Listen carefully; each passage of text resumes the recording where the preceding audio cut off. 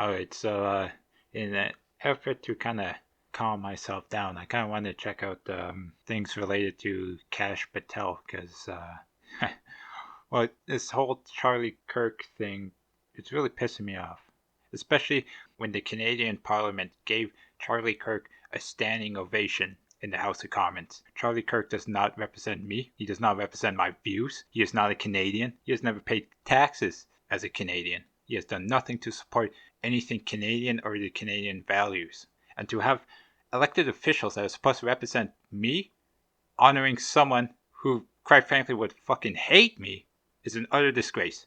And I also wanted to bring up the fact that people inherently view the worker, the laborer, as nothing more than wage cucks to support the entitled educated. And what are they doing? Are they acting within my best interests? Are they concerned with anything in terms of economics to create a better job market for everyone that is within the country? Or are they only concerned about themselves and the select niche vocal minority? So I'll start with Cash Patel because he's the dude on the thumbnail. Ass kiss your way to the top. We live in modern times where you can have a podcast, talk really big game just to have a lot of people to believe what you say. And next thing you know, you're the head FBI director.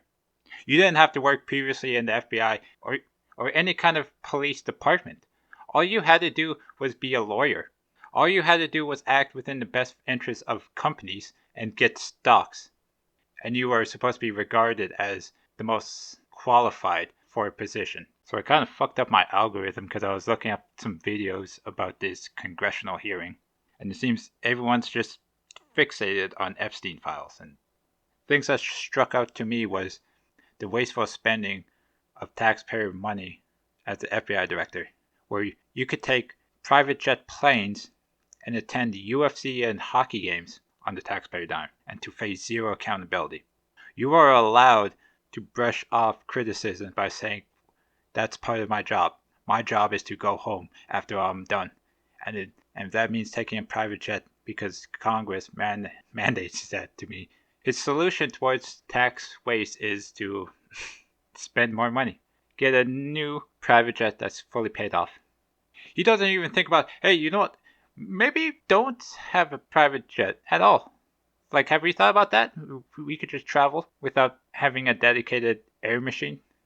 No, of course not. Because now he won't have the benefits that everyone else supposedly had before him. Like everyone else was going towards any kind of UFC fights, hockey games, football games, whatever the hell they wanted. So one thing I did notice during that hearing was this emphasis on safety, and I don't understand it whatsoever. It's like people allow themselves to be so fearful about possibility, however outlandish it may be. The fact that it is possible, which it didn't matter if this event happened or not, it was always possible, but like it's possible because now it's within your mind for the month that we are supposed to drop everything and accommodate you, this special individual that's supposed to be safe.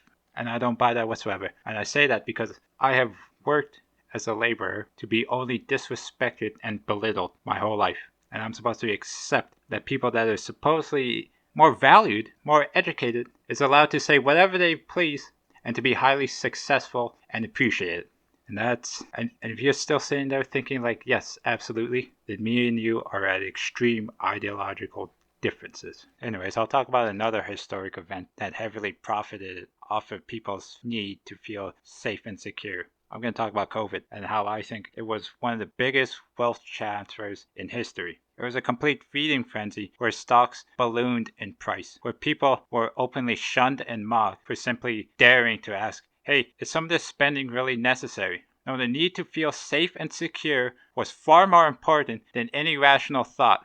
It was far more important and allowed people to profit generously. It has allowed pharmaceutical companies that would have went bankrupt otherwise to instead profit extremely well. Anyways, here's some criminal charges regarding COVID pharmaceutical companies. Well, company. There's definitely more, but this is just the most egregious one. Before Cash Patel was the FBI director under Biden administration, where the FBI helped file charges towards this company and to get this executive to pay $24 million in damages. some actual real work and not just sitting around playing ice, deporting people that are actually trying to work hard, ignoring bigger pressing issues. And lastly, the economy. Now, I don't respect economists, people that went to school to study how me and you spend our money. That's a ridiculous field to begin with. People who are taught that the boom and bust economy was detrimental towards everyday individuals, which I would argue I don't think it was, because the only real crash we had was back in 2008, the housing market crash. We have bounced back, and instead what we have gotten since then was consistent growth, zero risk venture capitalists, and productive spending and bailouts